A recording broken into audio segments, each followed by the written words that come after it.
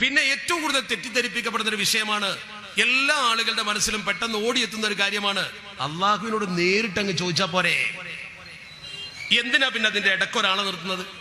നേരിട്ട് പടച്ചറപ്പിനോട് ചോദിക്കാൻ, അള്ളാഹുവിനോട് ചോദിക്കാൻ നമുക്ക് അവസരമുള്ളപ്പോ പിന്നെ ഔസുൽ ആലം അല്ലെങ്കിൽ മമ്പുറത്തെ തങ്ങള് ഇങ്ങനെയുള്ള മഹാന്മാരെ വലുതാക്കി വെച്ച് അവരെയും കൂടി കൂട്ടേണ്ട കാര്യം എന്താണ്?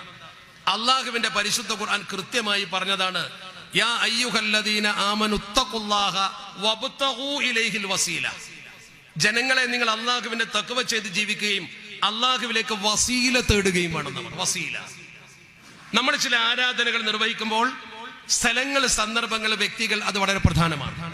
ഞാൻ വളരെ പെട്ടെന്ന് മനസ്സിലാകുന്ന ഉദാഹരണം സാധാരണക്കാർക്ക് വേണ്ടി പറയാം. അവർക്ക് കിതാബിനേക്കാളും പ്രായോഗികതയാണ് തിരിയുക, നക്കലിനേക്കാളും അക്കലാണ് തിരിയുക. നക്കലിയായ ദലീലിനേക്കാളും അക്കലിയായ ദലീൽ. ഇപ്പൊ നമ്മൾ ഓരോരുത്തരും പരിശുദ്ധമായ ഹജ്ജ് കർമ്മത്തിന് പോകുന്നു, അല്ലെങ്കിൽ നമ്മൾ പരിശുദ്ധ മക്കയിലെ ഹറമിലേക്ക് പോകുന്നു. ഉംറക്കാകട്ടെ, ഹജ്ജിനാവട്ടെ, വെറുതെ ആവട്ടെ, അവിടെ ചെന്ന് മസ്ജിദുൽ ഹറാമിൽ നമ്മൾ കടന്നാൽ, മക്കത്തെ പള്ളിയിൽ കടന്നാൽ ആദ്യമായി ചെയ്യേണ്ടത് തവാഫാണ്. ആദ്യമായി ചെയ്യേണ്ടത് തവാഫാണ്. എല്ലാ പള്ളിയിലും നമ്മൾ കയറിയാൽ ആദ്യമായി ചെയ്യേണ്ടത് 2 റക്അത്ത് നമസ്കാരമാണ്, തഹിയ്യത്ത്. ഇവിടെ 2 റക്അത്ത് നിസ്കാരത്തിന്റെ സ്ഥാനത്ത് ആദ്യം തവാഫ്, പിന്നെ നിസ്കാരം. മസ്ജിദുൽ ഹറാമിന്റെ തവാഫ്, തഹിയ്യത്ത് തവാഫാണ്. ഈ തവാഫ് നമ്മൾ ചെയ്താൽ പിന്നെ നമ്മൾ അടുത്ത പടി 2 റക്അത്ത് നമസ്കാരമാണ്. ഈ 2 റക്അത്ത് നമസ്കാരം എവിടെയാണ് നിസ്കരിക്കേണ്ടത്? സാധാരണക്കാരോടാണ് ഞാൻ പറയുന്നത്, പണ്ഡിതന്മാർക്ക് ഇത് കേൾക്കേണ്ട ആവശ്യം ഉണ്ടാവില്ല. ആ നിസ്കാരം നമ്മൾ നിർവഹിക്കേണ്ടത് ശരിക്കും നമ്മൾ മനസ്സിൽ കൊള്ളുന്നത് എവിടെയാ? മനസ്സിൽ കൊള്ളുന്നത് ഏറ്റവും നല്ല സ്ഥലം കഅബയുടെ ഉൾഭാഗമാണ്. കഅബയുടെ ഉള്ളിൽ നിസ്കരിക്കണം, അതല്ല ഏറ്റവും പുണ്യം. നമുക്ക് സാധാരണക്കാർക്ക് കഅബയിലേക്ക് കയറാൻ കഴിയില്ലെങ്കിൽ, പൂട്ടിയിട്ടിരിക്കുകയാണെങ്കിൽ ഹിജ്ർ ഇസ്മായിൽ എന്ന് പറയുന്ന സ്ഥലമുണ്ട്, അത് കഅബയിൽ പെട്ടതാ. ഹിജ്ർ ഇസ്മായിൽ കയറിയിട്ട് നിസ്കരിക്കണം. അവിടെ നിസ്കരിക്കാൻ പറഞ്ഞില്ലല്ലോ. നിസ്കരിച്ചാൽ ശരിയാവും, അത് വേറെ കാര്യം. ഒന്നാം സ്ഥാനം അവിടെ അല്ല. അത് കഴിഞ്ഞാൽ പിന്നെ നമുക്ക് ഏറ്റവും കൂടുതൽ നിസ്കരിക്കാൻ താല്പര്യമുള്ള സ്ഥലം ഏതാ? ഹജറുൽ അസ്വദിന്റെ മൂല. എന്താ അതിന്റെ പ്രത്യേകത? അവിടെ വെച്ചിട്ട് നമ്മൾ ദുആ ചെയ്ത് വലല്ലാലീൻ എന്നൊക്കെ പറഞ്ഞ് ദ്വാരക്കുമ്പോൾ ആമീൻ പറയില്ല. ആരാ ആമീൻ പറയാ? നമ്മളല്ല. ഉക്കില ബിഹി 70 മലക്ക. 70 മലക്കുകളോട് ആമീൻ പറയണ്ടോ? 70 മലക്കുകൾ അവിടെ നിസ്കരിച്ചൂടെ? അല്ല ഏറ്റവും നല്ലത്. അതല്ലെങ്കിൽ അതിന്റെ തൊട്ടപ്പുറത്ത് വാതിൽ പടിയിൽ ജനങ്ങൾ ഒട്ടി നിൽക്കുന്ന മുൽത്തസമുണ്ട്, അവിടെ എന്ത് ചോദിച്ചാലും അല്ലാഹു ഉത്തരം തരും. എന്താ അവിടെ നിസ്കരിക്കാൻ പറഞ്ഞില്ല? എവിടെയാ നിസ്കരിക്കാൻ പറഞ്ഞത്? മക്കാം ഇബ്രാഹിമിന്റെ പുറകിൽ. എന്താ മക്കാം ഇബ്രാഹിമിന്റെ പ്രത്യേകത?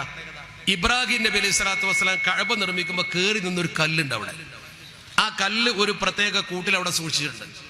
ആ കല്ലിന്മേൽ ഇബ്രാഹിം നബി തങ്ങളുടെ കാൽപാദത്തിന്റെ പതിഞ്ഞ അടയാളമുണ്ട്. അപ്പൊ നമ്മളിങ്ങനെ അതിന് പിന്നിൽ തക്ബീർ കെട്ടി നിൽക്കുമ്പോൾ സത്യത്തിൽ ഇബ്രാഹിം നബിയുടെ കാലിന്റെ ചുവട്ടിൽ പോയി സുജൂദ് ചെയ്യാൻ പോവാണ്. നല്ല തൗഹീദും ഉറച്ച വിശ്വാസമുള്ള ഒരാൾ മനസ്സിൽ ചിന്തിക്കൂലേ, പടച്ചവനെ നിനക്ക് ഞാൻ ചെയ്യുന്ന സുജൂദ് എന്തിനാ ഇബ്രാഹിം നബിയുടെ കാൽക്ക് പോയി ചെയ്യുന്ന ഒരു ശിർക്കാവൂലേ? അങ്ങനെ ചിന്തിച്ചാൽ, അങ്ങനെ ചിന്തിക്കാനേ പാടില്ല. മതത്തിൽ നിന്ന് പുറത്തു പോകുന്ന കാരണം അള്ളാഹു നേരെ പറഞ്ഞതാ, വത്തഖിദൂ മിൻ മഖാമി ഇബ്രാഹിമ മുസല്ല. നിങ്ങൾ ഇബ്രാഹിം മഖാമിനെ മുസല്ലയാക്കണം. എന്താ കാരണം? അവിടെയാണ് ചിന്തിക്കേണ്ടത്. ഇബ്രാഹിം നബിയോട് ആദരവും അള്ളാഹുവിനോട് ആരാധനയും. ആദരവിലൂടെയാണ് ആരാധനയിൽ എത്തേണ്ടത്. ഇബ്രാഹിം നബിയെ ആദരിച്ചുകൊണ്ട് അള്ളാഹുവിനോട് എടുക്കാൻ ശ്രമിക്കുക. ഈ ഇബ്രാഹിം നബിക്കുള്ള സുജൂദ് ആരാധനയല്ല, അത് ആദരവ് മാത്രമാണ്. ഈ ആദരവിനെ ആരാധനയാക്കി ചിത്രീകരിച്ചതാണ് നമ്മുടെ സമൂഹത്തിലുണ്ടായ അപകടം.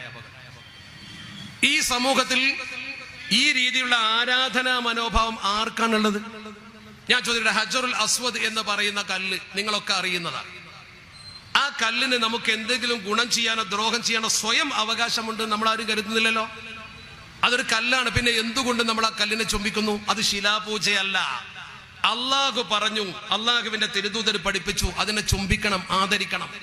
അത് സ്വർഗത്തിൽ നിന്ന് കൊണ്ടുവന്ന കല്ലാണ്. അതിന് സ്വയം ഉപദ്രവമോ ഉപകാരമോ ചെയ്യാൻ കഴിവുണ്ട് നമ്മൾ വിശ്വസിക്കുന്നില്ല. ഈ കൂട്ടത്തിൽ എന്റെ ശബ്ദം കേൾക്കുന്ന എന്റെ ഹിന്ദു സുഹൃത്തുണ്ടാവും.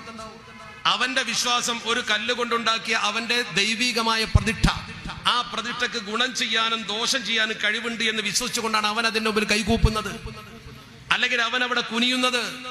നമ്മൾ ഹജറുൽ അസ്വദിന്റെ മുമ്പിൽ കുനിയുന്നതും ചുംബിക്കുന്നതും ആ ഹജറുൽ അസ്വദിന് സ്വയം എന്തെങ്കിലും നമുക്ക് ചെയ്തു തരാൻ കഴിവുണ്ട് എന്നതുകൊണ്ടല്ല. അവിടെ നമ്മൾ ആ കല്ലിനെ പൂജിക്കുകയല്ല, ആ കല്ലിനെ ആദരിക്കുകയാണ്. രണ്ടും രണ്ടാണ്.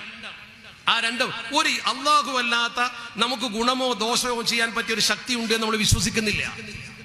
ഏത് മഹാനാണെങ്കിലും അള്ളാഹു കൊടുത്ത കഴിവ് കൊണ്ടാണ് നമ്മളെ സഹായിക്കുക. ഇനി മഹാന്മാർ നമ്മളെ സഹായിക്കില്ല എന്ന് എന്തിനാണ് നമ്മൾ വാശി പിടിക്കുന്നത്? മഹാന്മാരിൽ നിന്ന് സഹായാർത്ഥന നടത്തുന്നതിൽ എന്താണ് കുഴപ്പമുള്ളത്? അള്ളാഹുവിന്റെ പരിശുദ്ധ ദീൻ വളരെ കൃത്യമായി ഇത് പറഞ്ഞിട്ടുണ്ടല്ലോ. ഇമാം അബൂ ഹനീഫ റഹ്മത്തുള്ളാഹി അലൈഹി ലോക പ്രശസ്ത പണ്ഡിതന്, അതിനേക്കാൾ വലിയൊരു പണ്ഡിതൻ നമ്മുടെ സമൂഹത്തിൽ ആരാ ഉദ്ധരിക്കാൻ? അഷ്റഫുൽ ഖൽഖ് സ്വല്ലല്ലാഹു അലൈഹി വസല്ലമ തങ്ങളുടെ റൗദ ഷരീഫിന്റെ മുമ്പിൽ നിന്നിട്ട് വളരെ കൃത്യമായി അഷ്റഫുൽ ഖൽഖിനെ കൊണ്ട് തവസ്സുൽ ചെയ്തല്ലോ. മാത്രമല്ല നേരെ പറഞ്ഞില്ലേ, അന്തല്ലദീ ലമ്മ തവസ്സല അദമു മിൻ സല്ലത്തിൻ ബിക ഫഅസവഹു അബാക. നിങ്ങളുടെ പിതാവാകുന്ന ആദം നബി സ്വർഗത്തിൽ വെച്ച് പഴം പൂജിച്ചപ്പോൾ നിങ്ങളെ വിളിച്ച് തവസ്സുൽ ചെയ്തുകൊണ്ടാണ് അതിൽ നിന്ന് മോചിതമായത് എന്നാണ് പറഞ്ഞ വാക്കിന്റെ അർത്ഥം. ഇത് പറയുന്ന ആരാ? ഞാനും നിങ്ങളൊന്നുമല്ല. അങ്ങനെ തവസ്സുൽ ചെയ്യുന്നത് ദീനിൽ നിന്ന് പുറത്തു പോകുന്ന ഒരു പ്രവർത്തനമാണെങ്കിൽ ആ പ്രവർത്തനത്തെ ഇമാം അബൂ ഹനീഫ തങ്ങളെ പോലുള്ള ഒരാൾ ചെയ്യുമോ? നിങ്ങൾ മിനിമം ചിന്തിക്കൂ. ഒരിക്കലും ഇമാം അബൂ ഹനീഫ റഹ്മത്തുള്ളാഹി അലൈഹി തങ്ങളെ പോലത്തെ ഒരാൾ ചെയ്യില്ല. അതുകൊണ്ട് തന്നെ നമ്മൾ ഏതെങ്കിലും ഒരു വ്യക്തിയെ ആദരിക്കുന്നുവെങ്കിൽ അത് ആരാധനയല്ല, മമ്പുറത്ത് മക്കാമിൽ ചെന്ന് നമ്മൾ ദുആ ചെയ്യുന്നു. ഉദാഹരണം, എന്താ വീട്ടിൽ നിന്ന് വരുന്നാ പോരെ, മതി, പിന്നെന്തിനാ മമ്പുറത്ത് പോകുന്നത്? അതിന്റെ മറുപടി വളരെ പെട്ടെന്ന് പറയാം. നമ്മളൊക്കെ പരിശുദ്ധ ഹജ്ജിന്റെ കാലമായതുകൊണ്ട് എല്ലാവർക്കും ഓർമ്മയുണ്ടാവും. ഇപ്പോൾ നമ്മളൊക്കെ പരിശുദ്ധ അറഫയിൽ പോയിട്ട് ദുആ ചെയ്യും. എന്താ അറഫയുടെ പ്രത്യേകത? പരിശുദ്ധ മക്കയിൽ ചെന്ന് ഹജ്ജ് ചെയ്യുമ്പോൾ 15 സ്ഥലത്ത് ഉത്തരം കിട്ടുമെന്നാണ് കിതാബിൽ പറഞ്ഞത്. 15 സ്ഥലത്ത്. ആ 15 സ്ഥലങ്ങളിൽ 14 ഹറമിന്റെ അകത്താണ്. ഹറം എന്ന് പറഞ്ഞാൽ ഹറം ബൗണ്ടറിക്കകത്ത്, മസ്ജിദുൽ ഹറാമല്ല, ഹറമിന്റെ പരിധിക്കുള്ളിൽ. അതിൽ മിന ഹറമാണ്, മുസ്ദലിഫ ഹറമാണ്, ഒക്കെ ഹറമാണ്. അസീസിയ, ഈ ഹാജിമാര് താമസിക്കുന്ന സ്ഥലമൊക്കെ ഹറമാണ്. പക്ഷെ അറഫ ഹറമല്ല. ഹറമിൽ എല്ലാറ്റിനും 1,00,000 കൂലി. ഹറമിന്റെ പുറത്തുള്ള ഹറമല്ലാത്ത അറഫയിലെ പ്രാർത്ഥനക്ക് വലിയ പ്രത്യേകത. അൽ ഹജ്ജു അറഫ. എന്താ? എന്തേ ഹറമ് പോലുമല്ലാത്ത അറഫയുടെ പ്രാർത്ഥനയ്ക്ക് ഇത്ര ഉത്തരം കിട്ടാൻ കാരണം? മണ്ണിന്റെ പ്രത്യേകതയാണോ? മണ്ണിന്റെ പ്രത്യേകതയാണെങ്കിൽ ഉംറക്ക് പോകുന്ന ഒരാളും അറഫയിൽ പോയി കൂട്ടുപ്രാർത്ഥന നടത്താറില്ലല്ലോ. സൗദിയിൽ ജോലി ചെയ്യുന്ന ഒരാളും അറഫയിൽ പോയി ദ്വാരക്കാറില്ലല്ലോ. എന്താ ദ്വാരക്കാത്തത്? ആ മണ്ണിന്റെ പ്രത്യേകതയാണെങ്കിൽ ഇപ്പൊ പോയി ദ്വാരന്നാ പോരെ. ഇനി ദിവസത്തിന്റെ പ്രത്യേകതയാണോ? ആണെങ്കിൽ ദുൽഹജ്ജ് 9 ഇവിടെയും വരുമല്ലോ. ദുൽഹജ്ജ് 9 നമ്മളൊക്കെ നോമ്പ് നോൽക്കും. അവര് നോമ്പ് കൂടി നോക്കൂല. ആജിമാര് നോമ്പ് നോക്കണ്ട. നോമ്പ് നോറ്റ് നമ്മൾ ദ്വാരന്നാൽ അവിടുത്തെ ഉത്തരം കിട്ടുമോ? ഇനി സമയത്തിന്റെ പ്രത്യേകതയാണോ? ലോഹറിന്റെ ശേഷം. എല്ലാ ദിവസവും ലോഹറിന്റെ ശേഷം ഇവിടെ സമയമുണ്ടല്ലോ. ദുൽഹജ്ജ് 9 ലോഹറിന്റെ ശേഷവും നമ്മൾ ഇവിടെ ഉണ്ടല്ലോ. പിന്നെ എന്താ പ്രത്യേകത? ഇത് 3 കൂടി കൂടുമ്പോൾ ഒരു പ്രത്യേകത ഉണ്ട്. അതെന്താ? ഇതൊരു അനൗൺസ്മെന്റ് ആണ് അള്ളാഹുവിന്റെ ദീനിന്റെ. കൊല്ലത്തിൽ ഒരു ദിവസം, ഒരു സമയം, ഒരു സ്ഥലം. പരിശുദ്ധമായ അറഫ പുണ്യഭൂമിയിൽ ദുൽഹജ്ജ് 9 ലോഹർ ബാങ്ക് വിളിച്ചിട്ട് അത് ആ ദുആക്ക് വേണ്ടി ലോകത്തെ സകല സ്വാലിഹ്യങ്ങൾ ഒരുമിച്ച് കൂടും. ഒരുപാട് നല്ല മനുഷ്യന്മാർ ഒരുമിച്ച് കൂടുന്നു എന്നതുകൊണ്ട് മോശപ്പെട്ട ആളുകൾക്ക് പോലും നല്ലവരുടെ പ്രാർത്ഥനയിൽ ഉൾപ്പെടുത്തിക്കൊണ്ട് അള്ളാഹു ഉത്തരം നൽകുന്ന, നല്ലതിന്റെ കൂടെ മോശപ്പെട്ടവർ ചേർന്നപ്പോൾ അവർക്ക് ഉത്തരം കിട്ടിയെന്ന. അതാണ് അതിന്റെ പ്രത്യേകത. എല്ലാ നല്ല മനുഷ്യന്മാരും ഒരേ ലക്ഷ്യത്തിന് വേണ്ടി ഒരുമിച്ച് കൂടുന്നത് കൊണ്ട്. അപ്പോൾ നല്ല മനുഷ്യരുടെ സാന്നിധ്യത്തിൽ, നല്ല മനുഷ്യരുടെ കേന്ദ്രത്തിൽ പോയി ദുആ ചെയ്താൽ, മമ്പർ തങ്ങൾ സ്വാലിഹായ മനുഷ്യനായിരുന്നു, ആ കാര്യത്തിൽ ആർക്കും തർക്കമില്ല. മഹാന്റെ മക്ബറയിൽ പോയി അദ്ദേഹത്തെ മുൻനിർത്തി ദുആ ചെയ്യുമ്പോ അദ്ദേഹത്തിൽ നിന്നുള്ളൊരു ഗുണം അള്ളാഹു വഴി നമുക്ക് കിട്ടും. അദ്ദേഹത്തിന് ആ കഴിവ് കൊടുത്ത് പടച്ച റബ്ബാണെന്ന് വിശ്വസിച്ചാൽ ഒരു കുഴപ്പമില്ല. അല്ലാതെ മമ്പർത്തെ തങ്ങളെ പൂജിക്കല്ല, മമ്പർത്തെ തങ്ങളോട് പ്രാർത്ഥിക്കല്ല. അവിടെ സുജൂദ് ചെയ്യാനോ അവിടെ പൂവിട്ട് പൂജിക്കാനോ നമുക്ക് അനുമതിയില്ല. നമ്മൾ ചെയ്യുന്ന പ്രവർത്തനം ആരാധനയല്ല, ആദരവ. ആദരവ് നിലനിർത്തിക്കൊണ്ട് പടച്ച റബ്ബിനോട് പ്രാർത്ഥിക്കാൻ. അല്ലെങ്കിൽ പിന്നെ അറഫയിലേക്ക് പോണോ? ഈ ഒരു തത്വശാസ്ത്രം മനസ്സിലാക്കി കഴിഞ്ഞാൽ വിഷയത്തിന്റെ എല്ലാ പ്രശ്നങ്ങളും തീരുമല്ലോ. മഹാന്മാരെ സിയാറത്ത് ചെയ്യുക, ഖബർ സിയാറത്ത് ചെയ്യുക. മഖ്ദൂം തന്റെ പിതൃവ്യന്റെ ഖബർ സിയാറത്ത് ചെയ്തത് കൊണ്ടല്ലേ മഖ്ദൂമിന്റെ ആ സിയാറത്ത് കണ്ടിട്ട് ജനങ്ങൾ പൊന്നാനിലെ പള്ളിക്ക് സിയാറത്ത് പള്ളി എന്ന് പേരിട്ടത്. പൊന്നാനിലെ പള്ളിക്ക് ഒരു പള്ളിക്ക് പേര് സിയാറത്ത് പള്ളി എന്നാണ്. അപ്പോൾ ഖബർ സിയാറത്ത് തെറ്റായിരുന്നുവെങ്കിൽ പൊന്നാനിലെ മഖ്ദൂം അവിടെ പോയി സിയാറത്ത് ചെയ്യുമോ? നിങ്ങൾ ചിന്തിക്കും. ഞാൻ പറഞ്ഞു വരുന്നത് ആരെയും ആക്ഷേപിക്കാനോ എതിർക്കാനോ ഒന്നിനുമല്ല. മറിച്ച് നമ്മൾ മനസ്സിലാക്കേണ്ട അടിസ്ഥാനപരമായ വസ്തുത, ഈ തെറ്റിദ്ധാരണകൾ പ്രചരിക്കുമ്പോൾ അതിന്റെ നേരായ വശം എന്താണ് എന്ന് നമ്മൾ മനസ്സിലാക്കണം. ആ വശം മനസ്സിലാക്കുമ്പോൾ സ്വാഭാവികമായും ഈ തെറ്റിദ്ധാരണകളൊക്കെ തീരും. അതിനാണ് നമ്മൾ ചെയ്യേണ്ടത്. നമ്മൾ മക്ബറകൾ കെട്ടിപ്പൊക്കുന്ന പല സ്ഥലത്തും എന്തിന്? ഖബർ പൂജയാണോ? അല്ല. അൽ കഹ്ഫ് സൂറ ഓതി നോക്കൂ നിങ്ങൾ. അൽ കഹ്ഫിൽ 7 യുവാക്കളെ കുറിച്ച് പറയുന്നുണ്ട്. ആ 7 യുവാക്കളെ ഒരു പ്രത്യേക സാഹചര്യത്തിൽ പോയി കാണുന്നു, അവർ മരണപ്പെടുന്നു. അവരിൽ ഒരാൾ 300 കൊല്ലം കഴിഞ്ഞ് ജീവിച്ച അവസാനം ഭക്ഷണം വാങ്ങാൻ വേണ്ടി കടയിലെത്തുമ്പോൾ 300 കൊല്ലം പഴക്കമുള്ള നാണയം കണ്ട് തിരിച്ചറിഞ്ഞ് പിന്നാലെ പോയി ബാക്കിയുള്ളവർ ഉണർന്നിരിക്കുന്നത് കണ്ട് ഉറങ്ങിക്കിടന്ന ആളുകൾ ഉണർന്ന ചരിത്രം നിങ്ങൾക്കറിയാം. ഞാൻ വിശദീകരിക്കുന്നില്ല. ആ സന്ദർഭത്തിൽ അവിടെ ഒരു വാചകമുണ്ട്. ഖുർആൻ പറയുന്നത് വഖാലല്ലദീന വലബു അലാ അംരിഹിം ലനത്തഖിദന്ന അലൈഹിം മസ്ജിദാ. അങ്ങനെ തന്നെയാണ് ഖുർആൻ പറയുന്നത്. വഖാലല്ലദീന വലബു അലാ അംരിഹിം, കാര്യബോധമുള്ള ആളുകൾ പറഞ്ഞു ലനത്തഖിദന്ന അലൈഹിം മസ്ജിദാ, നമുക്ക് ഇവിടെ ഒരു പള്ളി ഉണ്ടാക്കാം. എവിടെ? അൽക്കഫിന്റെ ഗുഹാമുഖത്ത് ഒരു പള്ളി ഉണ്ടാക്കാം. എന്തിന്? അതിനെക്കുറിച്ച് തഫ്സീറിൽ മഹാപണ്ഡിതന്മാർ പറഞ്ഞു, യുസല്ലി ഫീഹിൽ മുസ്ലിമൂൻ, മുസ്ലിമീങ്ങൾക്ക് നിസ്കരിക്കാൻ അൽക്കഫിന്റെ ഗുഹാമുഖത്ത് തന്നെ പള്ളി വേണോ? ദുനിയാവിൽ എത്ര സ്ഥലമുണ്ട്? പിന്നെ എന്താണ് അതിന്റെ അർത്ഥം? അവിടെ തന്നെ പറഞ്ഞു വയതബറകൂന ബിമകാനിഹിം, ആ സ്ഥലത്തിന്റെ ബർക്കത്ത് എടുക്കാൻ. അപ്പൊ ബർക്കത്തിന്റെ ഒരു സംഗതി ഉണ്ട്, ആ സ്ഥലത്തിനൊരു ബർക്കത്തുണ്ട്. മഹാന്മാർ മരിച്ചു കിടക്കുന്ന സ്ഥലം, മഹാന്മാർ ഉപയോഗിച്ച വസ്തുക്കൾ, അതിനൊക്കെ ഒരു ബർക്കത്തുണ്ട്. ആ ബർക്കത്ത് എന്ന് പറയുന്നത് കൃത്യമായി രേഖപ്പെടുത്തപ്പെട്ടതല്ലേ. അബൂ ഹുറൈറ റളിയല്ലാഹു തആല അള്ളാഹുവിന്റെ പരിശുദ്ധ പ്രവാചകരെ നിഴലെ പോലെ പിന്തുടർന്നൊരു മഹാനാ. ആ മഹാൻ ഒരിക്കൽ നബി തങ്ങളോട് വന്നുകൊണ്ട് ഒരുപാട് ഹദീസ് ഞാൻ കേൾക്കുന്നുണ്ട്, ഒക്കെ ഞാൻ പഠിക്കുന്നുണ്ട്, പക്ഷെ പെട്ടെന്ന് മറന്നു പോകുന്നു. ഞാൻ എന്താ ചെയ്യേണ്ടത്? എനിക്ക് മറവി വർദ്ധിക്കുന്നു. പരിശുദ്ധ പ്രവാചകർ പറഞ്ഞ വാക്കെന്താ ഹദീസിലുള്ളത്? ഉബ്സുത്ത് റിദാഅക, നിന്റെ മുണ്ടൊന്ന് വിരിക്കും. മറതിക്കുള്ള ചികിത്സയാണ് കൊടുക്കുന്നത്. സ്വഹീഹായ ഹദീസ, ഒരാൾക്കും നിഷേധിക്കാൻ കഴിയില്ല. മുണ്ടൊന്ന് വിരിക്ക്. പരിശുദ്ധ പ്രവാചകർ ആ മുണ്ട് വിരിക്കാൻ പറഞ്ഞപ്പോൾ അബൂ ഹുറൈറ തങ്ങൾ മുണ്ട് വിരിച്ചു. മുണ്ടിങ്ങനെ വിരിച്ചു പിടിച്ചു കൊടുത്തു, നിർത്തി പിടിച്ചു കൊടുത്തു. എന്താ ചെയ്തത്?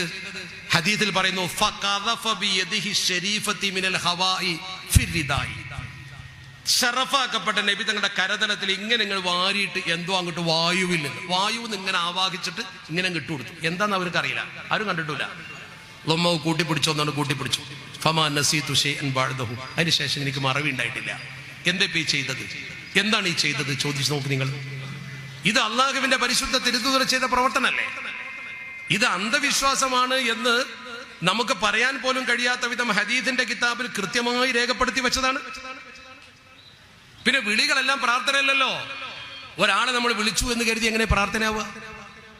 ആരാധനയുടെ ഉദ്ദേശത്തോടു കൂടി വിളിച്ചാൽ പ്രാർത്ഥനയാവും. എന്ന് പറഞ്ഞാൽ ആ വ്യക്തിക്ക് എന്നെ രക്ഷിക്കാനും ശിക്ഷിക്കാനും സ്വയം കഴിവുണ്ട് എന്ന് വിശ്വസിച്ചുകൊണ്ട് വിളിച്ചാൽ ലാ തദഉ മഅല്ലാഹി ഇലാഹൻ ആഖർ, അല്ലാഹുവിനല്ലാതെ ഒരു ഇലാഹിനെ വിളിക്കാൻ പറ്റൂല. ആ വിളിച്ചാൽ തെറ്റാ, നമ്മൾ അംഗീകരിക്കുന്നുണ്ട്.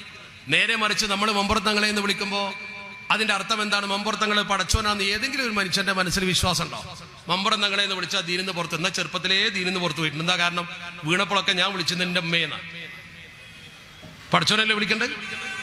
അപ്പൊ നമ്മൾ മനസ്സിലാക്കേണ്ട ഏറ്റവും പ്രധാനപ്പെട്ട കാര്യം എന്താ? അവിടെ നമ്മൾ വിളിക്കുന്നത് ഉമ്മ ദൈവമാണെന്നോ മമ്പുറത്തങ്ങൾ ദൈവമാണെന്നോ വിശ്വസിച്ചുകൊണ്ടല്ല, മറിച്ച് നമ്മളാ വിളിക്കുന്നത് ഒരു ആദരവിന്റെ, അള്ളാഹു കൊടുത്ത കഴിവ് കൊണ്ട് ആ മഹാന് നമ്മളെ ശരിക്ക് സംരക്ഷിക്കാൻ കഴിയുമെന്ന ഒരു ബോധത്തിൽ നിന്ന് ഉത്ഭൂതമായതാ. അല്ലാതെ അദ്ദേഹം ദൈവമാണ് അല്ലെങ്കിൽ ദൈവം കൊടുക്കാത്ത എന്തോ പ്രത്യേക കഴിവുണ്ട് എന്ന് കരുതിക്കൊണ്ടല്ല. ഈ ഒരു തത്വശാസ്ത്രം നമ്മൾ മനസ്സിലാക്കി കഴിഞ്ഞാൽ വിഷയങ്ങളൊക്കെ തീരും.